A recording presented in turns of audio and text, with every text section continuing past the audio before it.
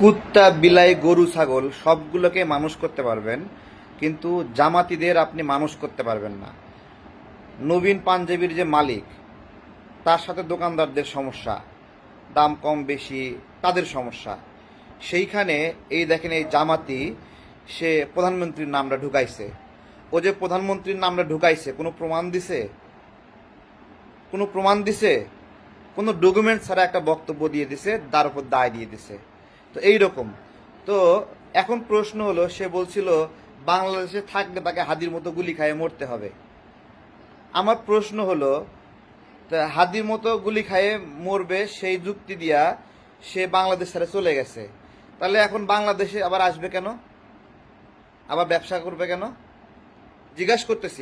এখন গুলি খাইয়ে মরবে না? তো এইটা হলো জামাতিদের একটা রূপ, যে যেইখানে যাবে, যাওয়ার সময় বিএনপির একটা বকা দিবে, আওয়ামী লীগের একটা বকা দিবে, কিন্তু এরা হলো ফেরেস্তা। কিন্তু এদের বাপ দাদারা 1971 সালে ধর্ষণ করেছিল, এদেশের মানুষকে হত্যা করেছিল। আর এখন এসে এই জামাতি নবীন পাঞ্জাবির মালিক আবার বলতেছে, কি বলতেছে, যে ওই সময়ের ভিডিও লিঙ্ক কোথায়, ধর্ষণের প্রমাণ চাই। তো এই হলো সামগ্রিক বিলে অনেক বিষয়ে অনেক যুক্তি আছে, অনেক কথা আছে। ও এখানে ওর ব্যবসা যে ভুক্তভোগী সেটা বলতে বসছিল, নাকি রাজনৈতিক বক্তব্য দিতে বসছিল?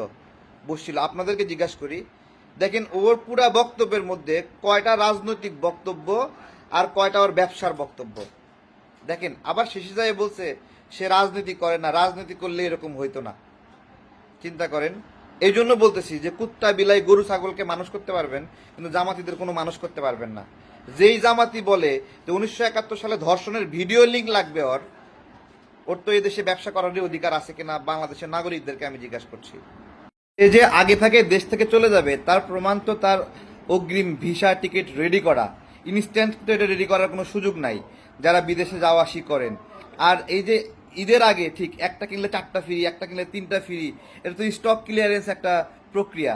তো স্টক ক্লিয়ারেন্স করবে, সে দেশ থেকে চলে যাবে, কিন্তু যাওয়ার আগে ওই যে বিএনপি কাটা লাথি মেরে চলে যায়, এরকম একটা অবস্থা। তো এই শয়তানি যদি মাথায় থাকে, স্টক ক্লিয়ারেন্স একটা নিয়ম আছে, কেউ যদি ব্যবসায়িক অবসায়ন করতে চায় তাহলে এই মালটা সেকেন্ড হ্যান্ড মার্কেটে অথবা হলো যেখানে হকারদের কাছে ফুটে সে দিয়ে দেওয়ার একটা নিয়ম আছে। আর একটা বিষয়, ডিক্লারেশন দিতে হবে যে আমি দোকানগুলো বন্ধ করে দেবো, যে কারণে স্টক ক্লিয়ার করা দরকার সেই কারণে আমি বিক্রি করব। কিন্তু এখন দেখেন ভাইরাল হয়ে গেছে, বিদেশ থেকে আবার ঘোষণা দিছে যে সে আসে ব্যবসা করবে। তো ব্যবসা করবে, ভালো কথা, কিন্তু যাওয়ার আগে কেন বললা হাদির মতো তোমাকে গুলি খাইয়ে মরতে হবে?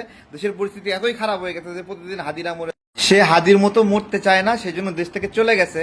কিন্তু এখন যখন দেখছে ভাইরাল হয়েছে, সিম্প্যাথি পাচ্ছে, তখন আবার দেশে আসবে। এখন সিম্প্যাথি আদায় শেষ। লাইক করো, কমেন্ট করো, শেয়ার করো, ধুমায় ব্যবসা করো। সোজা কথাই, সে একজন জামাতি অ্যাক্টিভিস্ট এবং সে নিয়মিতভাবেই বিএনপির বিরুদ্ধে অ্যাক্টিভিজম করে। এখন এই যে একটা ব্যবসায়িক ঘটনা, সেই ব্যবসায়িক ঘটনায় সে প্রেস ব্রিফিং করছে, সেই প্রেস ব্রিফিংয়ে বিএনপিকে গালিগালাজ করতেছে, প্রধানমন্ত্রীকে জড়ায় ফেলছে এবং সামগ্রিকভাবে জামাতেটাকে লুফায় নিচ্ছে। তো একটা স্বাভাবিক সামাজিক দ্বন্দ্ব, ব্যবসায়িক দ্বন্দ্ব, সেটাকে কিভাবে রাজনৈতিক ফায়দা নিতে হয়, এটা জামাত শিবিরকে দিয়ে দেখতে হবে। এই জন্য বলছিলাম যে বিলাই কুত্তা গরু ছাগল সব মানুষ হবে, জামাতিরা কোনোদিন মানুষ হবে না।